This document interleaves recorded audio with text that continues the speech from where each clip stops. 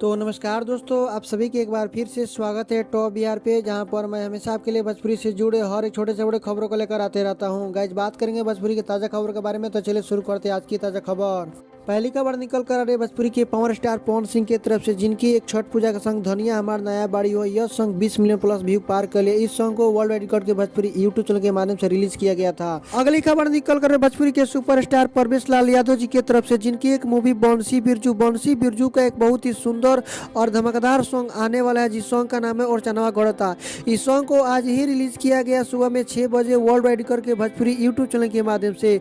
अगली खबर निकल कर भोजपुरी के चॉकलेटी सुपरस्टार प्रदीप पांडे चिंटू जी की तरफ से, जिनकी एक मूवी विवाह टू मूवी का एक बहुत ही सुंदर सॉन्ग आया है, जिस सॉन्ग का नाम है मैं आई हूँ बंगाल से। इस सॉन्ग को गाए हैं राकेश मिश्रा जी और साथ में चांदनी सिंह जी। इस सॉन्ग को आज रिलीज कर दिया गया है इंटरटेन रंगीला के यूट्यूब चैनल के माध्यम से।